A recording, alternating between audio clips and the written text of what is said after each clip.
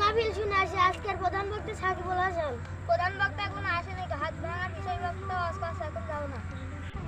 চল বন্ধু, প্রধান বক্তা আসেনি তো কি হয়, এখনই চল, একটু পরে চলে আসবেন। এখনই যাবো না তো, প্রধান বক্তা আসি যাবিনি মানে চল, একা একা যাবো না, দুইজনই যাই। সবারই বলতে যাও, চল যাই।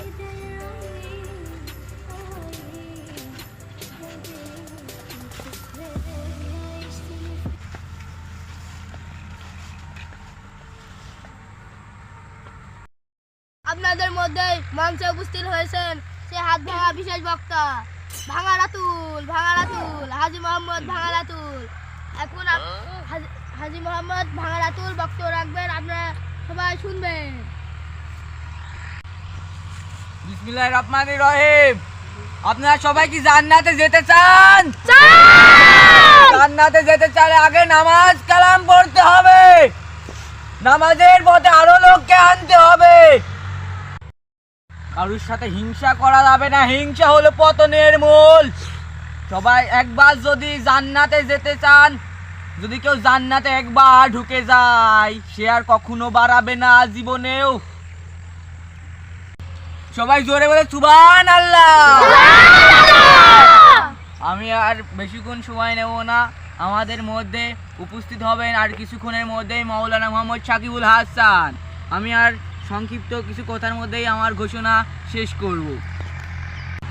সবাই বলুন লা ইলাহা ইল্লাল্লাহ, লা ইলাহা ইল্লাল্লাহ, লা ইলাহা ইল্লাল্লাহ, লা ইলাহা ইল্লাল্লাহ, লা ইলাহা ইল্লাল্লাহ, লা ইলাহা ইল্লাল্লাহ, লা ইলাহা ইল্লাল্লাহ,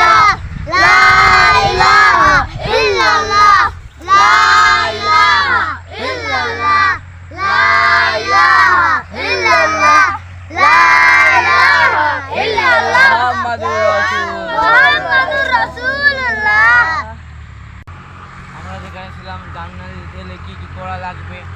5 ওয়াক্ত নামাজ পড়া লাগবে, সবার সাথে ভালো ব্যবহার করা লাগবে, সবার সঙ্গে ভালো ব্যবহার করে চলা লাগবে, কারো ছোটোদের স্নেহ করা লাগবে, বড়দের সম্মান করা লাগবে, ছোটোদেরকে বুঝাবা যে হ্যাঁ চলো ছোটো ভাইয়েরা নামাজ পড়তে চলো। বড়দের বলবা যারা নামাজ কালাম পড়ে না তাদেরকেও বলবা হ্যাঁ বড় ভাইরা চলো আমাদের সঙ্গে নামাজ পড়তে।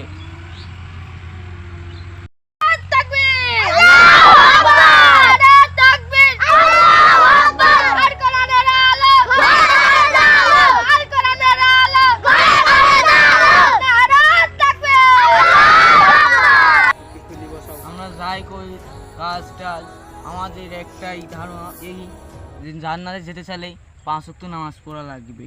নামাজ তুমি যেই করবে, তুমি মাঠে থাকুক তোমার নামাজ পড়াই লাগবে, তুমি যেই স্থানেই থাকুক তুমি নামাজ পড়া, তুমি অসুস্থ আছো তোমার তাও নামাজ পড়া লাগবে, তুমি বাড়ি বসে থাকো তাও তোমার নামাজ পড়াই লাগবে। নামাজ ছাড়া আমাদের কোনো কথাই নাই। এই যে ছোটোদের সঙ্গে ভালো ব্যবহার করবা, ভালো কথা টথা বলবা, তাই বলে যে ছোটদের শিখাবো না টিকটকে ড্যান্স দেয় না। ওই মা কেন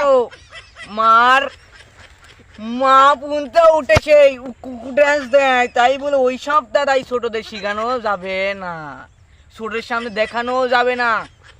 ছোটদের ওইটাই শিখবে, নামাজ কালাম ফেলেতে সেই কুকু ড্যান্স দিতেই যাবে সেই টিকটকে ভাইরাল হতে। আসছে না আমাদের নীলা আপু, আচ্ছা সেই নীলা আপু কুকু ড্যান্স দেয় না, সেই কুয়াকাটা কাঁপানো সেই নীলা আপুর মধ্যে সেই ড্যান্স দেওয়া যাবে না, ওই সেই 5 ওয়াক্ত নামাজ কালাম পড়া লাগবে। কথা কোন ঠিক নাকি ঠিক? সবাই ভালো হয়ে চলবা, ওই মাদ্রাসা যেসব চল বলা আছে না টিম ওদেরকে সাহায্য করবা, বই কেনার টাকা দিবা, তুমি মরে গেলেও সেই বইয়ের নেকি তুমি পাতে থাকবা, কোরআন শরীফ কিনে দিবা, জানো ও যতকাল সেই কোরআন শরীফ পড়বে তুমি সেতকাল তুমি নেকি পেতে থাকবা। মা বোনদের সম্মান করবা, প্রেম পরকাকে করবা। আল্লাহু আকবার, নারে তাকবীর, আল্লাহু আকবার, আল কোরআনের আলো, ভাই ভাই আলো, আল কোরআনের আলো, ভাই ভাই আলো।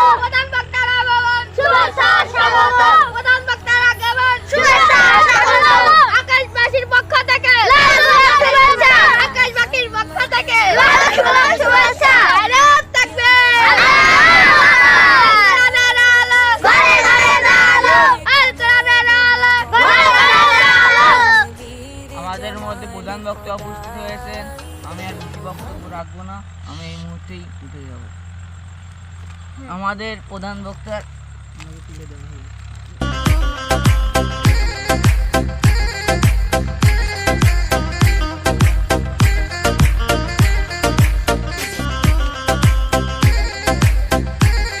আপনাদের মধ্যে ইতিমধ্যে উপস্থিত হয়েছেন সেই মৌলানা সাকিবুল হাসান তিনি চট্টগ্রাম থেকে উপস্থিত হয়েছেন। তিনি অনেক ভালো ওয়াজ করেন, আপনারা সবাই মনোযোগ দিয়ে তার বক্তব্য শুনবেন।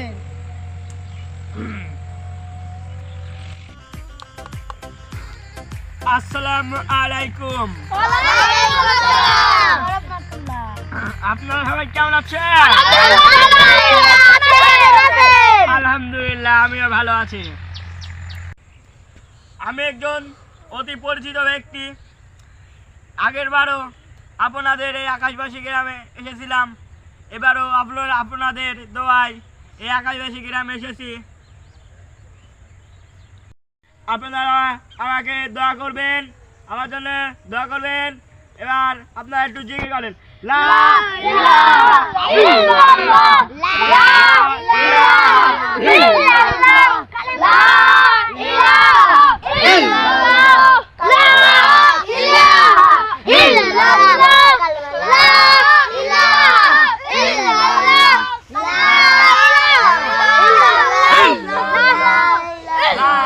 ইলাহা ইল্লাল্লাহ,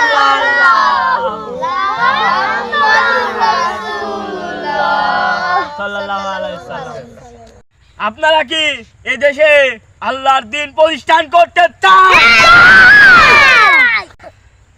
তাহলে আজ থেকে আল কোরআন দিয়ে দেশ চালাতে হবে।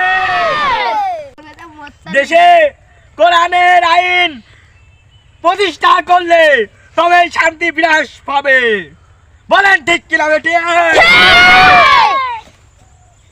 যারা এই দেশে উগ্রবাদী বিশৃঙ্খলা সৃষ্টি করছে তাদেরকে এবং বাংলাদেশের পতাকাকে অসম্মান করছে তাদের আইনের আওতায় এনে বিচার প্রদান করা উচিত। বলেন ঠিক কিনা বেটি? অতএব সব কথা ছেড়ে আমি একটাই কথা বলতে চাই, আমাদের এই দেশে কোরআনের আইন দ্বারা দেশ চালাতে হবে। বলেন ঠিক কিনা বেটি?